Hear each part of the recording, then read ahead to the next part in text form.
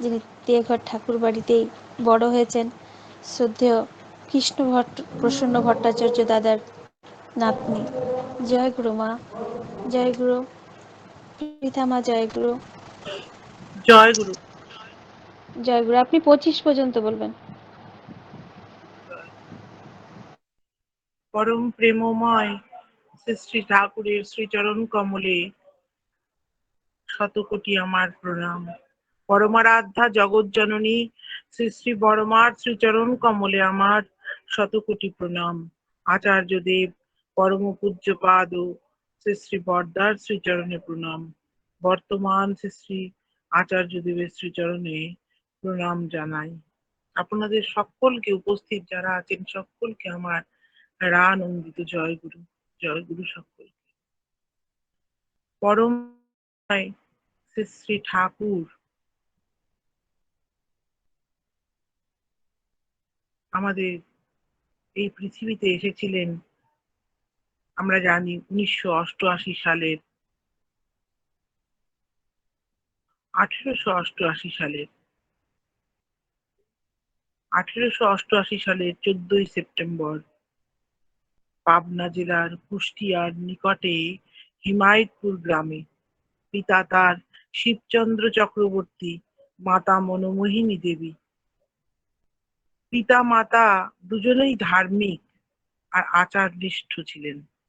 মাতা মনোমোহিনী ছিলেন আগ্রার দয়ালবাগের শ্রী হুজুর মহারাজের শিষ্য। অনুকূলচন্দ্র যখন বালক তখন হুজুর মহারাজের স্থলাভিষিক্ত ছিলেন সরকার সাহেব। তারই আদেশে ঠাকুরকে বীজ মন্ত্র প্রদান করেন মাতা মনোমোহিনী দেবী। ঠাকুরের দীক্ষা ওইটাই।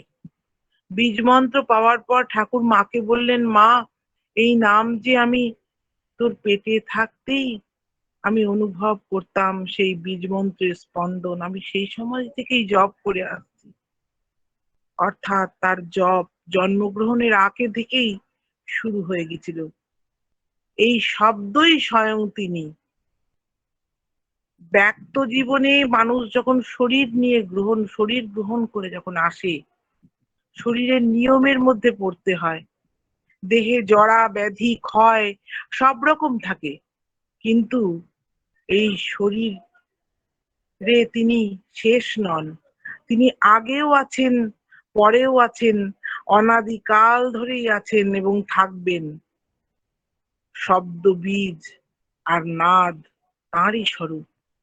তাই ঠাকুরকে বুঝতে হলে নাম অপরিহার্য। আমাদেরকে ছোটবেলায় ঠাকুর বাড়িতে যখন আমরা ছোট ছিলাম, সৃষ্টি বর্দা এই 2 বেলা নাম করানো, ন্যূনতম সময় নিয়ে নাম করানো অভ্যাস করিয়েছিলেন। আজও সেইভাবেই নাম হয় সৎসঙ্গে, আমাদের অল্প সময়ের জন্য হলেও নাম হয়। নাম অপরিহার্য। ঠাকুর বরাবরই নাম জপের উপর প্রবল গুরুত্ব দিয়েছেন। বহুবার বহু প্রসঙ্গে নাম ধ্যানের কথা ঠাকুর বলেছেন। নাম ধ্যান ছাড়া ঠাকুরকে অনুধাবন করা সম্ভব নয়। ভিডিওটা অফ করুন, ভিডিওটা অফ করুন।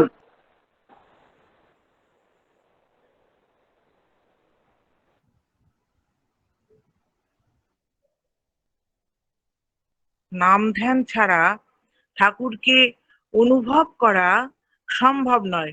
কারণ নামের স্পন্দন আমাদের তীক্ষ্ণ বোধ সম্পন্ন করে তোলে, অনুভূতিকে করে তোলে ক্ষুরধার।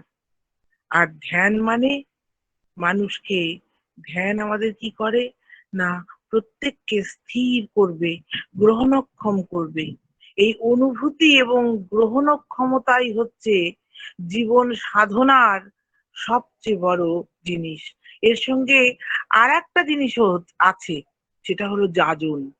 যাজনের প্রক্রিয়া বড় ব্যাপক, শুধু কথায় নয়, চলনে চরিত্রে এমন হয়ে ওঠা দরকার যাতে মানুষ প্রভাবিত হয়, আগ্রহী হয়, অনুসারী হয়।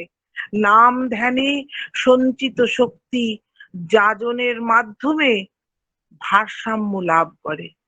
যাজন না করলে ধ্যান ও জপ থেকে শুধুমাত্র ত্রাটক হতে পারে, ত্রাটক মানে এতে শারীরিক মানসিক একটা অস্থিরতা হয়, শরীর গরম হয়ে ওঠে। ঠাকুর যজন এবং যাজনকে এমন ভাবে সুন্দরভাবে রেখেছেন, যেটা একটা নিয়ে থাকলে হবে না, দুটোকেই সমানভাবে গুরুত্ব সহকারে দিয়েছেন। ঠাকুর যে এইভাবে যজন এবং যাজনকে পরস্পরের পরিপূরক করে রেখেছেন, তারও কারণ আছে। অনেকে নাম ধ্যান নিয়ে থাকতে চায়, নাম ধ্যান নিয়েই থাকতে ভালোবাসে, অন্য কিছু করতে চায় না। এতে মানসিক আলস্য এবং ঢিলেমি আসে। নাম ধ্যানে প্রাণের সঞ্চার হয় না, যাজন ওই দিকটাকে বেশ তরতরে করে তোলে। চলনে, চরিত্রে, তৎপরতা, কর্ম, মুখ মুখ মানুষ ও সমাজে মেলামেশার প্রবণতা সবকিছু বাড়ে। তাতে মঙ্গলের পরিধি বেড়ে যায়। কারণ ঠাকুরের মানুষেরা যত ব্যাপ্ত জীবন যাপন করবে, ততই ঠাকুর বোধ, ঠাকুরের দর্শন এবং নীতি বিধি ব্যাপ্তি লাভ করবে। আর তাতেই সমাজের মঙ্গল হবে। আমরা বর্তমানে এক তামসিক যুগে বাস করছি। এই যুগে ভালো এবং মন্দের বোধটুকু অবধি ঘোলাটে হয়ে গেছে। সমকামিতা, ব্যভিচার, খাদ্যে যথেচ্ছাচার, এসবই এখন সমাজে চল হয়ে গেছে। এমনকি বুদ্ধিজীবী এবং সমাজের উচ্চকোটির লোকেরাও এসব ব্যাপারকে মেনে নিচ্ছেন বা সমর্থন করছেন। নারী মুক্তির নামে মেয়েদের যথেচ্ছাচারের প্রবণতা বাড়ছে। ঠাকুর তার অনুশাসন ঠিক সেইভাবেই সাজিয়ে দিয়েছেন, যা এই যুগের সাতনপন্থী প্রবণতাগুলির হাত থেকে আমাদের রক্ষা করতে পারে। ঠাকুর যেন আমাদের সর্বনাশের পথ জুড়ে দাঁড়িয়ে আছেন। মানুষকে তিনি এই পরোক্ষ আত্মহত্যার পথে যেতে দেবেন না কিছুতেই।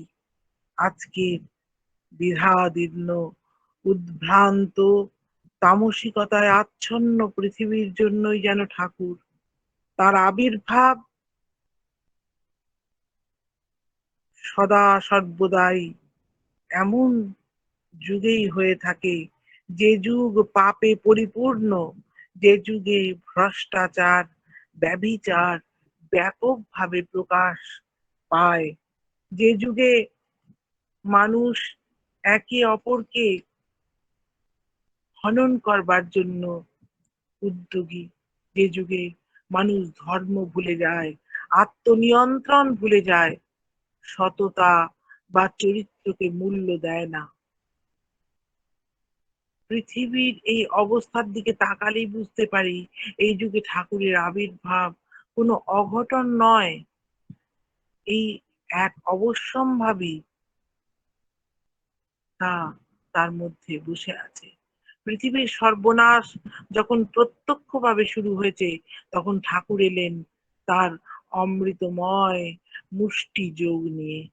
কিন্তু ঠাকুর এলেন ঠিক ঠাকুরের আসার সময়তেই বিজ্ঞানে, দর্শনে, কর্মকাণ্ডে, ভাষায়, ব্যাখ্যায় ঝকঝকে আধুনিক ঠাকুর, কিংবা আধুনিকের চেয়েও বেশি কিছু, অত্যাধুনিক, অত্যাধুনিক বলা যায়। ৮০-৯০ বছর আগে যা যা বলেছিলেন, তা তখন যতটা বৈজ্ঞানিক মনে হয়নি, এখন ততটাই বৈজ্ঞানিক সত্য বলে স্বীকৃত হচ্ছে।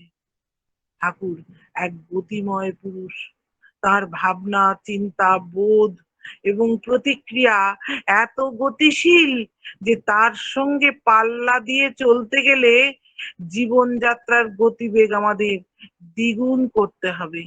আলসেমি, চিন্তা শূন্য কাজ, অগোছালো স্বভাব, দূরদৃষ্টিহীন সিদ্ধান্ত, এসব কিছু অপরিহার্য, এসবই পরিহার্য। সবকিছুকে ত্যাগ করতে হবে। ঠাকুরকে গ্রহণ করার মানেই হলো জীবনকে অনুধাবন আর পর্যবেক্ষণের শুরু করা। তাই যখন শ্রদ্ধেয় শ্রী কৃষ্ণপ্রসন্ন ভট্টাচার্য মহাশয় ঠাকুরকে জিজ্ঞাসা করছেন, ঠাকুর দীক্ষা নিলে কি হয়, ঠাকুর সঙ্গে সঙ্গে বললেন, অবজারভেশন এবং ফার্দারেন্স সঙ্গে সঙ্গে গ্রো করে। এই যে এবং ক্রমাগতি, এইটা ক্রমশ বাড়তে থাকে। নামে, ধ্যানে, সংযমে, সদাচারে, বাক্যে, কর্মে জীবনটারই তাৎপর্য ধীরে ধীরে খুলতে থাকে। ঠাকুরকে ধরা মানে জীবনকে আঁকড়ে ধরা, ঠাকুরকে ধরা মানেই বাঁচতে শেখা, তা আমরা বোধ করতে পারি। যজন যাজন ইষ্টভৃতি ঠাকুর যে স্বস্তিনী সদাচার, এই যে ঠাকুর দিলেন, এগুলো করলে মহাভীতি কাটে। ঠাকুর এই বাণীটি প্রয়োগ করলে দেখা যাবে শুধু ভীতিহারই নয়, যজন যাজন ইষ্টভৃতি ঠিক মতন অনুসরণ করলে মানুষের প্রজ্ঞা, বোধ, অনুভূতি সবকিছু বেড়ে যায়। ঠাকুরকে বুঝতে বা অনুধাবন করতে হলে নাম ধ্যান ছাড়া হয় না। নাম ধ্যানই বোধ শক্তি এবং ধারণ ক্ষমতাকে বাড়িয়ে দেয়।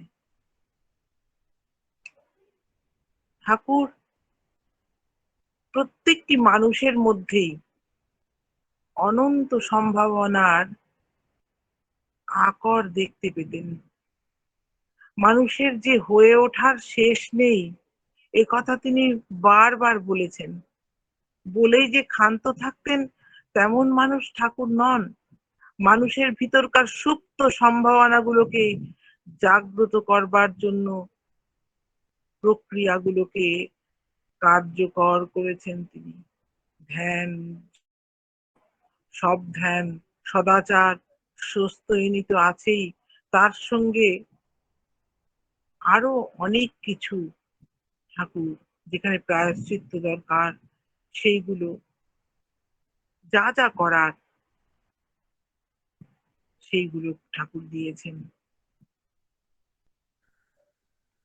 তাই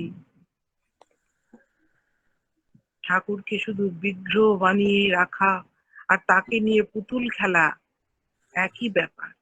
ঠাকুরের আসন থাকবে, তার ছবি বা মূর্তিও থাকবে, কিন্তু ছবি বা মূর্তিকে ছাপিয়েও তিনি যে আছেন এটা ভুলে গেলে চলবে না। তাই ঠাকুরকে ব্যবহার করতে হয় সব কাজে, সমস্ত ভাবনায়, সব কিছুর স্মরণে মননে ঠাকুরকে, তার চিত্রের সঙ্গে সঙ্গে তার চরিত্রের পুজো করতে হয়।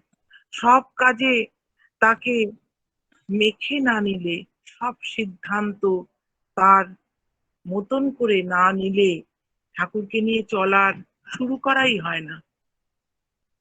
ঠাকুর যখন জীবন জুড়ে বসেন তখনই জীবন যাপনের সার্থকতার বোধ হয়।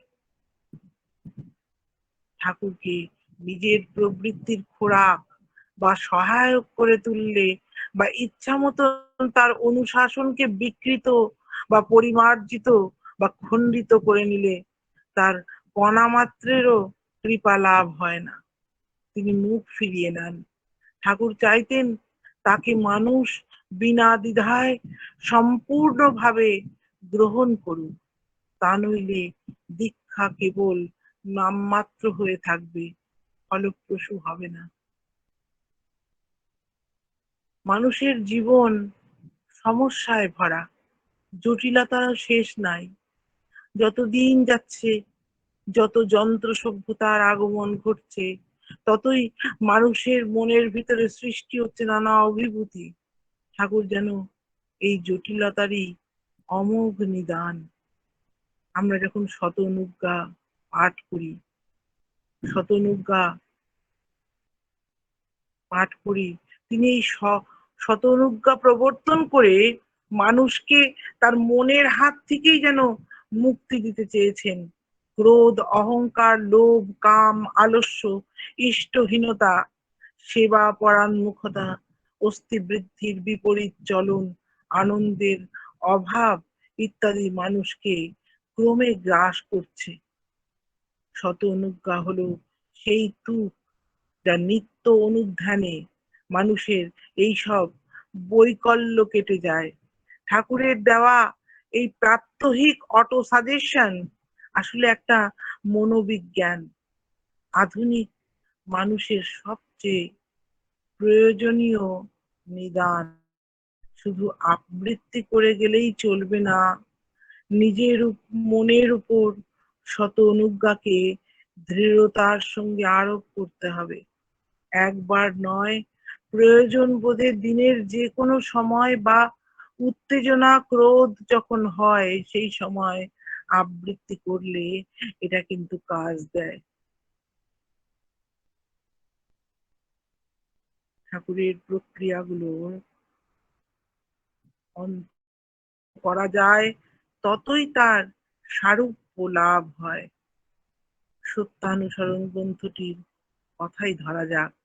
মানুষের জীবন চলনার বেদটি যেন তিনি সংক্ষেপে সহজভাবে বলে দিয়েছেন। ওর মধ্যে কিচ্ছু বাদ নেই। বারবার সত্যানুসরণ করলে এবং অনুধাবন করলে ও আর অনুসরণ করলে সত্যানুসরণই মানুষকে অনন্তের পথের দিশারি করে তুলতে পারে। ঠাকুরের সত্যানুসরণ গ্রন্থে কি আছে? আত্মনিয়ন্ত্রণ, আত্ম উদ্বোধন, আত্মশুদ্ধি আছে। ভাষা এর খুব সহজ, খুব কঠিন নয় এবং সুবোধ্য ভাষা। কিন্তু কঠিন হলো তার বাস্তব প্রয়োগ। এটা করতে গেলে চাই সম্পূর্ণ আত্মসমর্পণ, নইলে অভীষ্ট লাভ হবে না। ঠাকুরের সত্যানুসরণ গ্রন্থটা যদি আমরা নিত্য সঙ্গী করে নিতে পারি তাহলে অনেকখানি হয়। আকারে ক্ষুদ্র কিন্তু তাৎপর্য মহান এই গ্রন্থটা আমাদের রক্ষা কবচের মতন কাজ করে। ঠাকুর এই গ্রন্থটা এমন ভাবেই রচনা করে গেছেন যা নিত্যদিনের ছোটখাটো ভুল ত্রুটি সংশোধন করা যায় এবং চলনা ঠিক করে নেওয়ার মতন সহায়ক এই গ্রন্থটা। মানুষের এই যুগে মানুষের মধ্যে ডিপ্রেশন জিনিসটা ভীষণ প্রকট। ডিপ্রেশন বা এক ধরনের বিষণ্ণতা, এইগুলো হতাশার কারণ। অন্যতম কারণ এই ডিপ্রেশনের হলো প্রত্যাশা এবং সেই প্রত্যাশা পূরণ না হওয়া। ফলে নিরন্তর মানুষের মধ্যে সৃষ্টি হচ্ছে প্রত্যাশা, আর সেই প্রত্যাশা যখনই পূরণ না হয় তখনই এই ডিপ্রেশনের মধ্যে শিকার হয়ে যায় মানুষ। আর মানুষ নিজেকে স্থির রাখতে পারছে না। আর তার মধ্যে কাজের চাপ আছে, দুশ্চিন্তা, উদ্বেগ, হিংসা, পরশ্রীকাতরতা, নানা রকমের অভিভূতি আছে। মনকে মুক্ত রাখাই এক অসম্ভব ব্যাপার এখন। ঠাকুর সত্যানুসরণে বলেছেন, কিছু চেয়েও না, সব অবস্থায় রাজি থাকো। আরো বলেছেন, মানুষের মন থেকে অভাব বা চাওয়ার ভাবটা কেড়ে না নিলে তার দুঃখ নষ্ট করা যায় না। তার অমোঘ বাক্য, অভাবের বা চাওয়ার ভাবটাই যত দুঃখের মূল।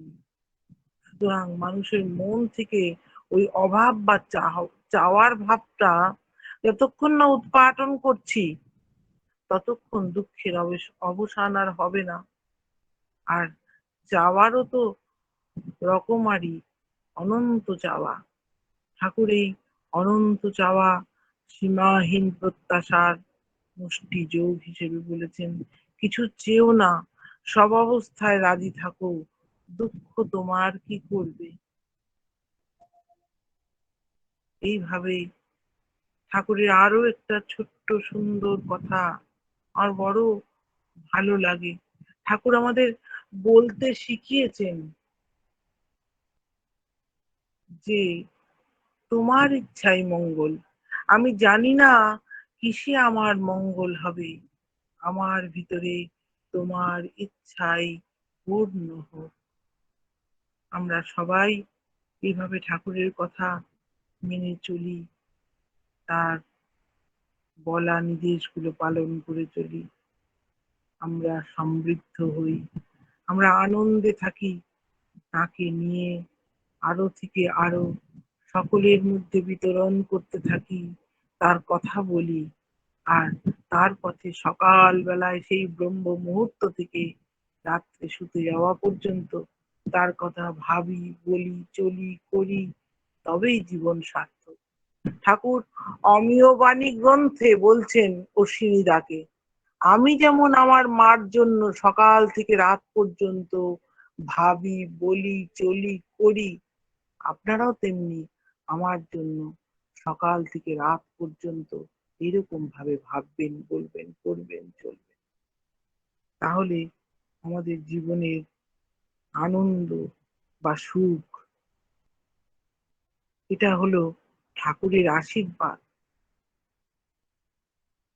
তাই তিনি আমাদেরকে ভরে রেখেছেন। আমাদের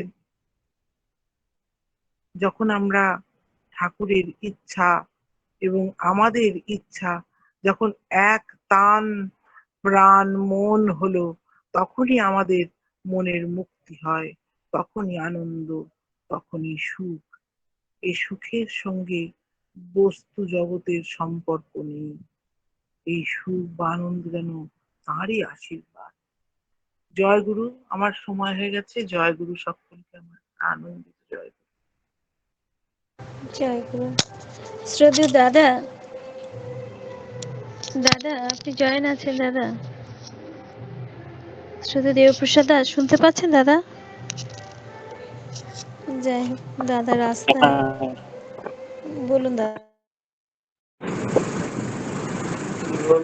তুমি বলো। আচ্ছা দাদা, ঠিক আছে দাদা। জয় গুরু। দাদা মিউট করুন দাদা। দাদা রাস্তায় আছে, বুঝতে পারছে না। যাই হোক, শ্রদ্ধেয় পৃথামা খুব সুন্দরভাবে আলোচনা করলেন যে কলিযুগে পাপ তাপ থেকে পরিত্রাণ দিতেই শ্রী শ্রী ঠাকুর এলেন ধরাধামে। ঠাকুরকে গ্রহণ করা মানে নিজের জীবনকে অনুধাবন করা। দীক্ষা নিলে ক্রমাগত পর্যবেক্ষণ ক্ষমতা বেড়ে যায়। স্মরণে মননে তাকে স্মরণ করতে হয়, তার চলনকে পূজা করতে হয়, শত অনুজ্ঞা বারবার পাঠ করতে হয়। সত্যানুসরণ পাঠ করলে অনন্ত পথে দর্শন করতে পারবো আমরা। আত্মনিয়ন্ত্রণ করে আত্মবিশ্লেষণ করতে হবে সত্যানুসরণ পাঠের মধ্যে দিয়ে। মানুষের মন থেকে অভাবের বা চাওয়ার ভাবটাকে দূরে সরিয়ে দিতে হবে, আর তখনই দুঃখ আর থাকবে না। তার ইচ্ছাই মঙ্গল, তার নির্দেশগুলো মেনে চলতে হয়। সকাল থেকে রাত্রি পর্যন্ত তার কথাগুলি স্মরণ ও মনন করতে করতে পারলেই তখনই আমাদের সুখ আসবে। খুব সুন্দর আলোচনা। জয়গুরু পিতামা, অপূর্ব আলোচনা। আমরা সমৃদ্ধ হয়েছি, সমৃদ্ধ হব, আবারও আপনার কথা শুনব। পরম পিতার রাঙা রাতুল চরণে আপনার সার্বিক মঙ্গল প্রার্থনা করি। আপনি সপরিবার সপরিবেশ নিরোগ দীর্ঘ ইষ্টচ্ছল জীবনযাপন করুন, পরম পিতাকে নিয়ে আনন্দে থাকুন, এই প্রার্থনা করি দয়ালের রাঙা রাতুল চরণে আমরা সবাই। জয় গুরু মা, ভালো থাকুন। আবারও আপনার ইষ্ট প্রসঙ্গ শুনবো এই লিঙ্কেই, এই আশা রাখলাম। জয় গুরু পিতামা, জয় গুরু।